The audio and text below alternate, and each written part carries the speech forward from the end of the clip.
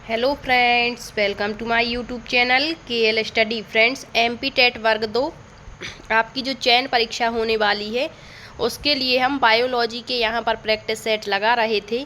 तो उसी क्रम में ये हमारा अगला प्रैक्टिस सेट होगा, प्रैक्टिस सेट नंबर 10। इससे पहले हमारे 9 प्रैक्टिस सेट हो गए हैं और प्रैक्टिस सेट हमने तभी स्टार्ट किए हैं जब आपको इनकी थ्योरी करवा दी है। ठीक है, तो आपको बता दें कि आप यदि वर्ग 2 चयन परीक्षा की तैयारी कर रहे हैं साइंस सब्जेक्ट से, तो हमारे जो बायोलॉजी के सिलेबस मतलब आपका जो पात्रता परीक्षा का सिलेबस है उसके अकॉर्डिंग जितने भी उसमें टॉपिक दिए गए हैं उसकी थ्योरी आपको कवर करवा चुके हैं। लगभग उसकी 65 प्लस क्लासें आपको यूट्यूब पर देखने को मिल जाएंगी।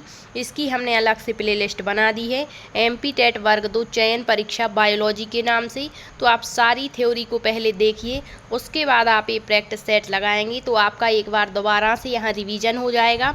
क्योंकि यहाँ क्वेश्चन जब हम करते हैं तो उनका पूरा विश्लेषण आपको करवाते हैं ताकि आप और इसके इर्द गिर्द जो क्वेश्चन बनते हैं उनको भी कर पाएँ और आपको एक आइडिया लग जाए कि किस तरीके से क्वेश्चंस बनते हैं। ठीक है, तो जैसे थ्योरी में आपका जो फर्स्ट टॉपिक दिया गया है सिलेबस में वो दिया गया है आपका सजीव जगत। क्या दिया है? सजीव जगत। ठीक है, तो अभी आपका जो नोटिफिकेशन है वो भी आपको बहुत जल्द देखने को मिल जाएगा क्योंकि अगस्त में आपकी परीक्षा होनी है। तो लगभग 45 दिन पहले ही आपका नोटिफिकेशन आ जाता है।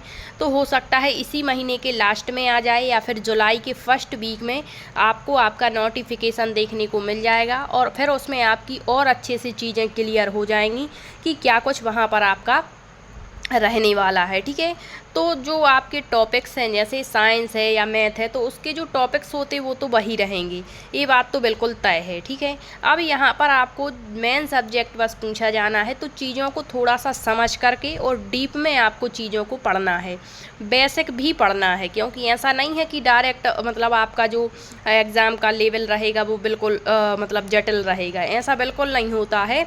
मतलब एक वो कहते हैं ना मॉडरेट लेवल का रहता है। ठीक है, तो उसमें आपको हर एक चीज़ पढ़नी है बेसिक से लेकर। जब आपको बेसिक पता होगा तभी तो आप अन्य चीज़ों को समझ पाएंगे। ठीक है, तो बेसिक भी आपको पढ़ना है और आपको जो अदर चीज़ें होती हैं वो भी पढ़नी हैं क्योंकि क्वेश्चंस कहीं से भी बन जाते। कभी कभी तो बिल्कुल आसान सा क्वेश्चन होता है और हम एग्ज़ाम हॉल में जब होते हैं तो बिल्कुल आसान क्वेश्चन का आंसर भी गलत दे करके आ जाते हैं और बाहर निकलते ही हमें स्वयं लगने लगता है कि ये क्वेश्चन हमने गलत कर दिया जो कि सही था। और यहाँ आपको बता दें, एक नंबर यदि आप आगे रहते हैं तो कई अभ्यर्थियों से आगे हैं और एक नंबर पीछे हो जाते हैं तो आप समझ सकते पॉइंट से यहाँ सिलेक्शन रुकते हैं। ठीक है, और फिर आपकी पोस्टें भी यहाँ कम है तो थोड़ी सी आपको और लगन के साथ में तैयारी करनी है। तो आप यहाँ पर थोड़ा सा अधिक समय दीजिए, मात्र आपके पास 1.5 महीने और आपको पता नहीं चलेगा और आपके एग्ज़ाम डेट बिल्कुल नज़दीक आ जाएगी। और फिर तो क्या होता है, मात्र वहाँ पर जब नोटिफिकेशन आ जाता है तो आप सिलेबस को ही अच्छे से समझ पाएंगे कि क्या कुछ है। इसीलिए बार बार कहते हैं कि पहले से ही अपनी तैयारी को स्टार्ट रखिए। कई अभ्यर्थी ऐसे हैं जिनकी थ्योरी वगैरह सब कुछ क्लियर हो रखा है। ठीक है, उनको मात्र रिवीजन यहाँ पर करना है और वो रेगुलर तैयारी करते भी रहते हैं। ठीक है, तो हमें ये नहीं सोचना है कि डेट बढ़ेगी या कुछ भी हो, चाहे डेट बढ़े या ना बढ़े। ठीक है, आपको तो अपनी तैयारी अगस्त माह को ध्यान में रख करके करनी है और पूरा अपना 100% आपकी तैयारी के लिए आपको देना है। तो यहाँ पर जो साइंस की क्लासेस हैं, केमिस्ट्री की भी चल रही हैं, वो भी आप देख सकते हैं। दोबारा से हमने यहाँ स्टार्ट की हुई थी क्योंकि जब पात्रता परीक्षा हुई थी वहाँ पर भी आपको फिजिक्स केमिस्ट्री बहुत अच्छे से करवाई हुई थी, तो उसकी भी प्लेलिस्ट बनी है, आप उन क्लासों को भी ज़रूर देख लें। क्योंकि आपको तो बस ये देखना है कि आपका टॉपिक क्या है, सजीव जगत। फिर आपको स्वयं से वहाँ सर्च करना है कि सजीव जगत कहाँ पर किसने कैसा बताया है। ठीक है, आपको वो चीज़ें क्लियर करनी है कहीं से भी हो, चाहे बुक्स से करें या किसी भी यूट्यूब चैनल के माध्यम से या कहीं से भी। ठीक है, तो अपने टॉपिक को आपको बहुत अच्छे तरीके से कवर करके रखना है ताकि कहीं से भी क्वेश्चन बने तो आप उन क्वेश्चंस के आंसर यहाँ पर लगा पाएँ। क्योंकि यहाँ पर जो एमपी टेट का लेवल रहता है अन्य टेट एग्ज़ाम्स की अपेक्षा कुछ अधिक ही होता है। आप किसी भी प्रीवियस ईयर क्वेश्चन पेपर को मिला लें अदर टेट के सापेक्ष रखकर तो आपको एमपी टेट का जो लेवल है वो थोड़ा सा अधिक ही देखने को मिलेगा। आप वर्ग 3 से भी यहाँ अंदाज़ा लगा सकते हैं। ठीक है, तो थोड़ा सा आप ध्यान रखिए। और यहाँ यहाँ एमपी में कोई लेवल नहीं चलता कि जो सिलेबस दिया उसी के अकॉर्डिंग चीज़ें पूछें, क्योंकि क्या होता कभी कभी जैसे आपने देखा होगा वर्ग 1 के जो एग्ज़ाम्स हुए, मेंस परीक्षा हुई थी, तो वहाँ पर एक जैसे किसी भी टॉपिक को लिया उससे 3-3 4-4 क्वेश्चंस डाल दिए, और कुछ ऐसे टॉपिक्स जिनसे एक भी क्वेश्चन नहीं पूछा गया। तो इसीलिए कहते हर एक टॉपिक को अच्छे से कवर करिए, क्योंकि यदि कोई टॉपिक यहाँ पर जिससे ज़्यादा क्वेश्चन आ रहे और यदि आपने अच्छे से कर रखा है तो आप उसके सारे आंसर दे पाएंगे। ठीक है, तो थोड़ा सा ध्यान रखिएगा। अब यहाँ पर जो हमने प्रैक्टिस सेट स्टार्ट किए थे, तो पहले थ्योरी कवर कर ली थी, फिर प्रैक्टिस सेट, और क्रमबद्ध रूप से प्रैक्टिस सेट हैं आपके। तो सजीव जगत आपका फर्स्ट टॉपिक दिया है, जिसमें आपको सबसे पहले जो है कोशिका वाला टॉपिक कवर करवाया था। तो कोशिका वाला जो टॉपिक था उसकी थ्योरी बहुत अच्छे तरीके से कवर करवाई थी। अब इसी के हमने पहले जो प्रैक्टिस सेट फर्स्ट स्टार्ट किया था उसमें कोशिका से ही क्वेश्चन स्टार्ट किए थे। ठीक है, तो कोशिका से जितने भी क्वेश्चन बन सकते थे वो आपको 2-3 प्रैक्टिस सेट के माध्यम से करवा दिए। इसके बाद आपका जो अगला टॉपिक जो कोशिकाओं के समूह होते वो क्या कहलाते, ऊतक, और ऊतक से बहुत डीप में क्वेश्चन, और थोड़ी सी इसकी जो थ्योरी है वो डिफ़िकल्ट ही है, शब्दावली इसकी कुछ अटपटी टाइप की है, तो आपको थोड़ा इसको समझना है। ठीक है, तो ऊतक से जो क्वेश्चन बनते हैं वही हम यहाँ पर कर रहे थे। ऊतक में आपको पादप ऊतक पढ़ना है और जंतु ऊतक पढ़ना है। ठीक है, क्योंकि जो पादप होते हैं वो स्थायी हैं, ठीक, और जो प्राणी जगत होता है या जो जंतु जगत होता है वो गतिशील है। तो इनमें दोनों में अलग अलग प्रकार के ऊतक पाए जाते हैं। तो ऊतक जो है पादप ऊतक हमारा कवर हो चुका था। पादप ऊतक की थ्योरी भी आपको अच्छे से करवा दी थी और क्वेश्चंस भी बता दिए कि किस तरीके से बनते हैं। अब यहाँ क्वेश्चनों की संख्या भले कम होती है, लेकिन आप इसका एनालिसिस देखिए और हर एक आप फैक्ट से क्वेश्चन निकालने का प्रयास करिए, तो हर एक फैक्ट से क्वेश्चन आपको मिल जाएगा। ठीक है, तो यहाँ हम कर रहे थे जंतु ऊतक। जंतु ऊतक इससे पहले जो प्रैक्टिस सेट नंबर 9 था उसमें भी हमने जंतु ऊतक के कुछ क्वेश्चंस बताए थे, और यहाँ पर अभी जो जंतु ऊतक के कुछ क्वेश्चन छूट गए थे उनको कवर करेंगे, और आज हमारा जो ऊतक वाला टॉपिक है वो भी यहाँ पर कवर हो जाएगा। फिर कल से आपके जो अगला जो थ्योरी वाली क्लास ली थी, अगली थ्योरी वाली जो क्लास थी, जैसे वहाँ पर हमने शायद वर्गीकरण स्टार्ट किया था। ठीक है, जीवधारियों का वर्गीकरण, तो जो 2 जगत पद्धति, 3 जगत, 4 जगत, 5 जगत पद्धति है, तो उससे वो बहुत बड़ा टॉपिक है बायोलॉजी का। ठीक है, उसमें आपको पूरा का पूरा पादप जगत अपना वर्गीकरण होता पादप जगत का, फिर जंतु जगत पढ़ना, मोनिरा जगत, प्रोटिस्टा जगत, कवक जगत, ये जगत पढ़ने हैं। तो यहाँ से खूब क्वेश्चन पूछे जाते हैं, तो उसी के प्रैक्टिस सेट हम स्टार्ट कर लेंगे। ठीक है, तो आइए आज के प्रैक्टिस सेट को स्टार्ट करते हैं, और ये क्वेश्चन नंबर 111 से स्टार्ट होगा। इससे पहले 110 क्वेश्चन आपके प्रैक्टिस सेट 9 तक कवर कर दिए हैं। ठीक है, देखिए यहाँ क्वेश्चन नंबर 111 दिया है, जंतुओं के शारीरिक अंगों में गति किस ऊतक के कारण होती है। मतलब आप देखते हैं, आप मनुष्य से ही अंदाज़ा लगा लें कि जो मनुष्य है वो एक स्थान से दूसरे स्थान पर जा रहा है, आ रहा है, गति कर पा रहा है, तो यह किस ऊतक के कारण ये गति संभव है। तो इसका जो करेक्ट आंसर है आपको अपने से लगा लेना है। इसका जो करेक्ट आंसर है वो क्या हो जाएगा आपका, ऑप्शन नंबर बी जो दिया गया है, पेशीय ऊतक। ठीक है, पेशी ऊतक जो होता है उसके कारण मनुष्य के अंगों में गति होती है। इसका करेक्ट आंसर आपका ऑप्शन बी हो गया, पेशी ऊतक। जैसे जंतु ऊतक आपको बता दिया था कल कि जंतु ऊतक क्या कहलाते हैं और ये कितने प्रकार के होते हैं। ठीक है, फिर आपके जो जंतु ऊतक के प्रकार हैं फिर उनके भी प्रकार आपको पढ़ने हैं, क्योंकि डीप में जब क्वेश्चन पूछता है तो इसी तरीके से पूछता है।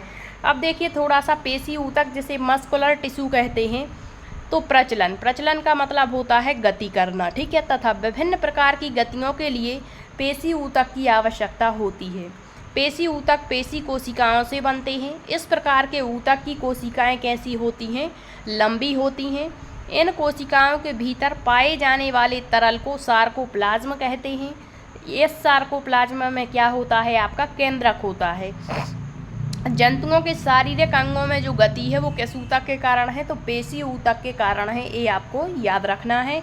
नेक्स्ट देखिए क्वेश्चन नंबर 112 होगा, पेशी ऊतक जो है वो कितने प्रकार के होते हैं। तो अभी आपको बताया जंतु ऊतक बेसिकली 4 प्रकार के होते हैं। ठीक है, अब जो जंतु ऊतक हैं उनके भी जो प्रकार हैं वो अलग अलग हैं। ठीक, तो यहाँ पर जो है पेशी ऊतक जो हम अभी पढ़ के आए कि पेशी ऊतक प्रचलन और गति करने में क्या करता है, सहायता करता है। तो इसके भी अपने प्रकार होते हैं। तो कितने प्रकार हैं? तो इसका करेक्ट आंसर हो जाएगा ऑप्शन नंबर बी, इसके 3 प्रकार हैं। कौन कौन से? तो देखिए, कार्य के आधार पर या कार्य के आधार पर पेशी ऊतक 3 प्रकार के होते हैं। पहला तो है आरेखित, इसी को अनैक्षिक पेशी ऊतक कहेंगे। दूसरा रेखित या ऐक्षिक पेशी ऊतक, और तीसरा है हृदय पेशी ऊतक। इससे कई क्वेश्चन बन जाएंगे, ठीक है। देखिए थोड़ा सा, ये पेशियाँ नेत्र की जो आइरिस है, वृषण है, और उनकी नलिकाओं में, मूत्र वाहिनियों और मूत्राशय में तथा रक्त वाहिनियों में पाए जाते हैं। तो याद रखिए, ये जो ऊतक हैं आपके, पूछ सकता है मूत्र वाहिनी या मूत्राशय में या रक्त वाहिनियों में कौन सा पेशी ऊतक पाया जाता है। तो आपको पता होना चाहिए अनैक्षिक या आरेखित पेशीय ऊतक।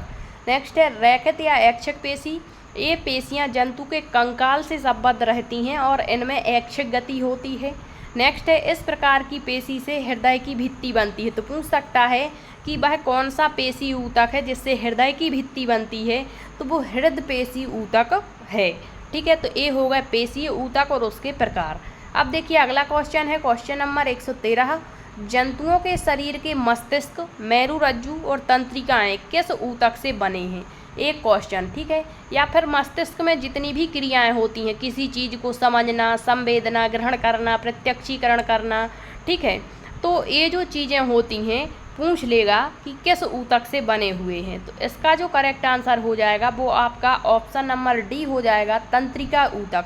तो आपको पता होगा जो जंतु ऊतक होते हैं वो कितने प्रकार के होते हैं? 4 प्रकार के। कौन कौन से? कल बताया था आपको, उपकला ऊतक, इसी को हम क्या कहते हैं? एपिथीलियम ऊतक कहते हैं।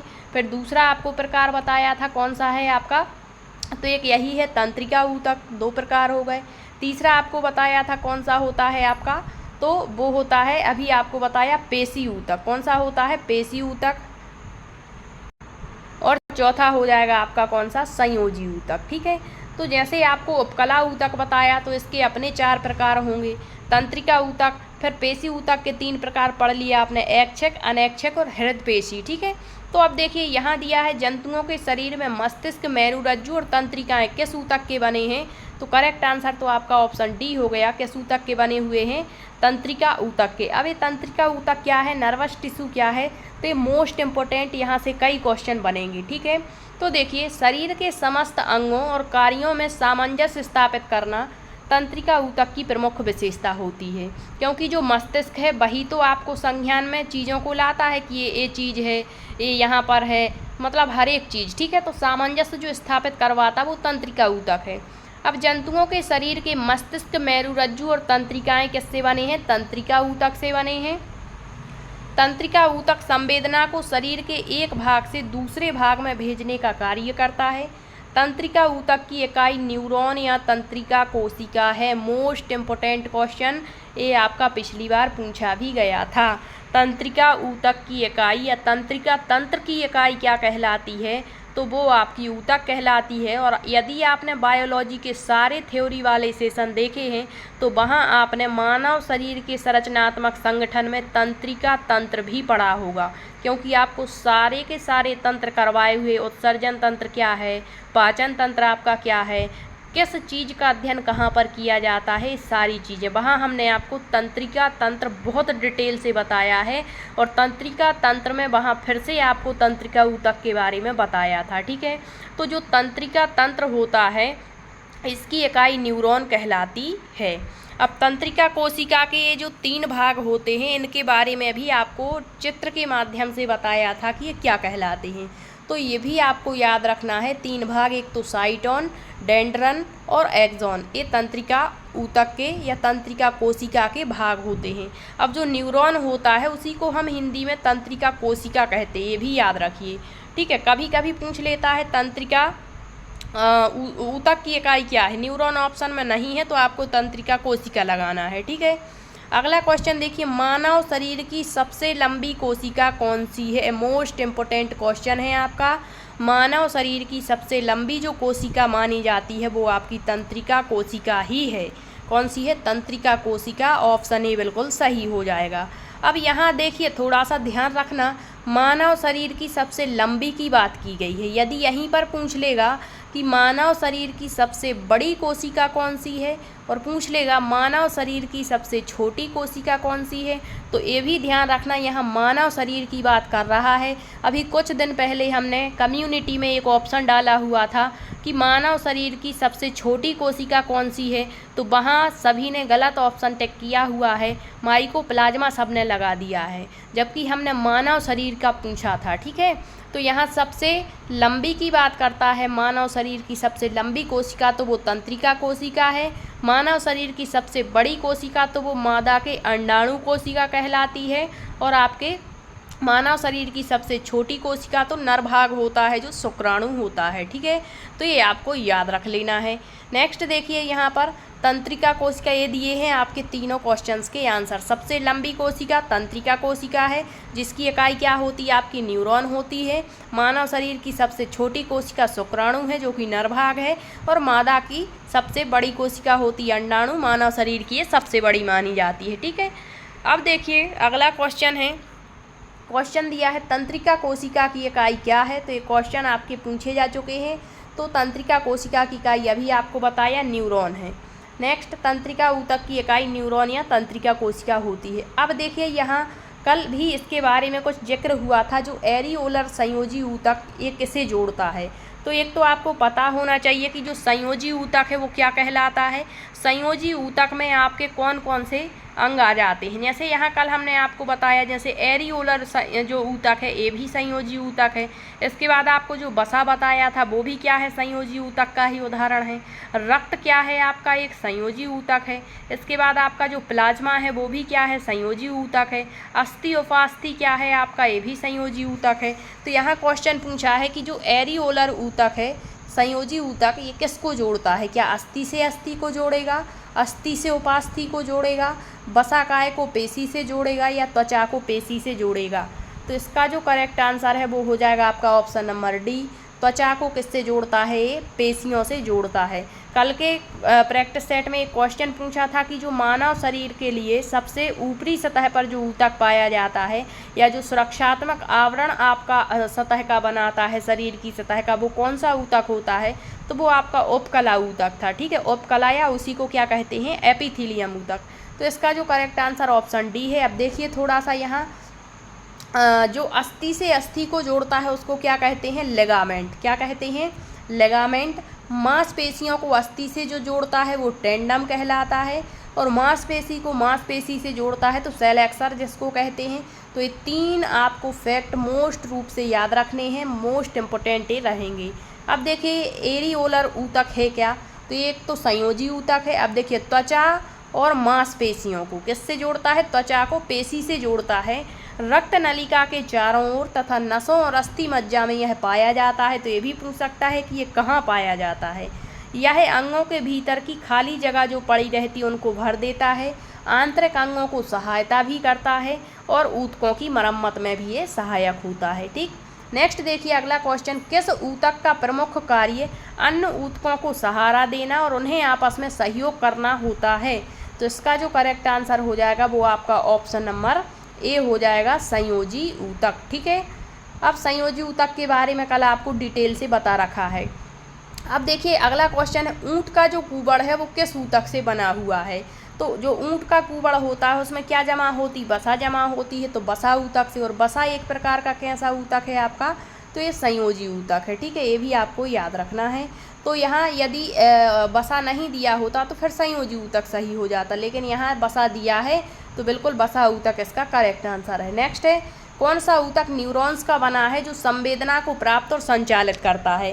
तो न्यूरॉन अभी हमने पढ़ा तंत्रिका ऊतक की इकाई होती है। तो जो तंत्रिका ऊतक न्यूरॉन जो ऊतक है न्यूरॉन का बना है, तो वो आपका तंत्रिका ऊतक इसका करेक्ट आंसर हो जाएगा। ठीक है, अगला देखिए, ब्रकीय आयस्तर बना होता है। ये थोड़ा सा आपको समझने वाला क्वेश्चन रहेगा। तो ब्रकीय आयस्तर किससे बना है, ये डीप में क्वेश्चन पूछ लिया कि जो आपका ब्रक होता है, जो किडनी होती है, उसका जो स्तर होता है वो किस ऊतक का बना होता है। तो एक बात तो आप यहाँ क्वेश्चन देखकर समझ गए होंगे कि यहाँ दिए गए हैं आपके ऊतक के नाम, एपिथीलियम, एपिथीलियम या उपकला ऊतक, एक ही बात है। ठीक है, तो यहाँ डिटेल में पूछा है आपका कि जो उपकला ऊतक है उसके भी प्रकार हमने आपको कल बताए हुए थे। तो उसी के अंदर तो ये जो वृक्कीय स्तर है, वैसे तो यदि ये नाम नहीं दिए होते तो एक एपिथीलियम ऊतक था, लेकिन अंदर जाके पूछा है तो वृक्कीय स्तर जो है वो यहाँ घनाकार होगा। किससे बना है? घनाकार एपिथीलियम ऊतक से। तो आज हम यहाँ पर थोड़ा सा आपको बताने का प्रयास करते हैं कि जो आपका उपकला ऊतक है या जो एपिथीलियम ऊतक है उसके चारों प्रकार कौन कौन से हैं और क्या कुछ उससे क्वेश्चन पूछ सकता है। तो देखिए, एपिथीलियम जो ऊतक है वो मुख्य रूप से 4 प्रकार के होते हैं। पहले तो आपको इनके नाम ही याद रखने हैं, क्योंकि कभी कभी पूछ लेता है कौन सा उपकला ऊतक का प्रकार नहीं है या फिर कौन सा है। तो 4 प्रकार हैं। सल्की या सल्काव एपिथीलियम ऊतक, दूसरा है स्तंभाकार एपिथीलियम ऊतक, अगला है क्यूबाइडल एपिथीलियम ऊतक और फिर है पक्षमाभी या पक्षमल एपिथीलियम ऊतक। ये 4 प्रकार हैं उपकला ऊतक के। अब देखिए, जो सल्की या सल्काव एपिथीलियम ऊतक है इससे भी क्वेश्चन पूछ लेता है। जैसे कहेगा आपसे कि आहार नाल का स्तर कौन सा ऊतक बनाता है, ग्रास नली का स्तर कौन सा ऊतक बनाता है। तो देखिए, ऐसे ऊतक की कोशिकाएं चपटी और अत्यधिक पतली होती हैं। इन कोशिकाओं के केंद्रक भी चपटे होते हैं। इस प्रकार की कोशिकाएं फर्श या दीवार पर लगी चपटी ईंटों की तरह दिखती हैं। सल्काव एपिथीलियम ऊतक त्वचा की बाहरी परत पर पाया जाता है। इसके अलावा ये ऊतक मुख गुहा में जिहा, ग्रासनली और आहार नाल का स्तर बनाता है। रक्त वाहिनियों तथा फेफड़ों के वायु कोषों में मोस्ट इम्पोर्टेंट पूछता है, रक्त वाहिनी या जो फेफड़े हैं उनके वायु कोष जो होते हैं उनमें कौन सा ऊतक होता है या किस ऊतक से बने होते हैं। तो सल्की या सल्काव एपिथीलियम ऊतक से। अगला है स्तंभाकार ऊतक। तो ऐसा ऊतक एक ही स्तर में सजे स्तंभाकार कोशिकाओं के बने होते हैं। ये आहार नाल के उन भागों को बनाते हैं जहाँ पदार्थों का अवशोषण और स्त्रवण होता है, जैसे छोटी आंत का भीतरी हिस्सा। ठीक है, आहार नाल का स्तर तो ये बना रहा, लेकिन आहार नाल जहाँ पर भोजन का अवशोषण स्त्रवण होता है, जैसे छोटी आंत का भीतरी स्तर कौन सा ऊतक बनाएगा, तो वो बनाएगा तो एपिथीलियम, लेकिन उसमें भी स्तंभाकार एपिथीलियम ऊतक। ठीक, अगला क्वेश्चन है घनाकार एपिथीलियम ऊतक, जहाँ से क्वेश्चन पूछा है अभी। जैसे पूछा है वृक्क नलिकाएं, वृक्क यानी किडनी, ठीक है, या वृक्क स्तर जो है वो कौन सा ऊतक बना रहा है, तो घनाकार है उसका आंसर। ठीक है, तो देखिए, ऐसे ऊतक की कोशिकाएं घनाकार होंगी। प्रत्येक कोशिका में स्पष्ट गोलाकार केंद्रक रहेगा। यह लार ग्रंथि, श्वेत ग्रंथि और वृक्क नलिकाओं में पाई जाती हैं। तो याद रखना, लार ग्रंथि पूछ सकता सैलाइवरी ग्लैंड, और श्वेत ग्रंथि स्वीट ग्लैंड और वृक्क नलिकाओं में ये पाया जाता है। नेक्स्ट है पक्षमाभी या पक्षमल एपिथीलियम ऊतक। तो इस प्रकार के ऊतक में स्तंभाकार अथवा घनाकार कोशिकाएं होती हैं, जिनकी मुक्त सतह पर रोम होते हैं। रोम का कार्य कण मुक्त कोशिकाएं अथवा म्यूकस में एपिथीलियम सतह के ऊपर विशिष्ट दिशा में गति कराना है। यह अंडवाहिनी, श्वास नली और मुख गुहा में पाई जाती हैं। तो अंडवाहिनी मुख्य रूप से आपको याद रखना है किससे बनी होती है, किस ऊतक से, तो बनी तो है एपिथीलियम। एपिथीलियम में भी किस एपिथीलियम से, पक्षमाभी एपिथीलियम से। ठीक है, तो यहाँ से आप सोच सकते हैं कितने सारे क्वेश्चन निकल करके आते हैं। ठीक है, तो ये होते हैं आपके जंतु ऊतक और उससे बनने वाले क्वेश्चन। अब आपको एक बार रिपीट करवा दें, जंतु ऊतक, जंतु ऊतक क्या होते हैं। तो ऊतक सबसे पहले आपको समझना है। जो हमने ऊतक संबंधी आपका प्रैक्टिस सेट स्टार्ट किया था, तो फर्स्ट जो ऊतक संबंधी प्रैक्टिस सेट था उसमें आपको इसका बेसिक भी करवाया कि ऊतक क्या कहलाते हैं। सबसे पहले ऊतक शब्द क्या किसने दिया, ऊतक जो होते हैं इनका अध्ययन किस शाखा के अंतर्गत किया जाता है, ये सारे ठीक है क्वेश्चन। इसके बाद पादप ऊतक क्या होते हैं, उसके प्रकार कितने होते हैं, किस तरीके से उससे क्वेश्चन बन सकते हैं, और जंतु ऊतक क्या है, जंतु ऊतक कितने प्रकार के हैं, किससे क्या आपका जो है यहाँ पर क्वेश्चन बन सकता है। हर एक क्वेश्चन क्लियर करवाने की कोशिश की है। अब यहाँ आपकी जिम्मेदारी बनती है कि आप अधिक से अधिक और क्वेश्चनों को ढूंढने का प्रयास करें। आपके पास जो कोई भी बुक्स है उससे भी आप सारे क्वेश्चन को लगाएं और इस टॉपिक को अच्छे से कवर कर लें। ठीक है, फिर अगले जो टॉपिक हमने थ्योरी में कवर किए हैं उनके प्रैक्टिस सेट आपको अगले सेशन से स्टार्ट करवाएंगे। ठीक है, यदि आपका कहीं पर भी क्लास में कोई भी डाउट बनता है तो आप कमेंट्स के माध्यम से पूछ सकते हैं, और यदि क्लास अच्छी लगती है तो शेयर ज़रूर करिए। मिलते हैं अगले सेशन में, तब तक के लिए सभी का बहुत बहुत धन्यवाद।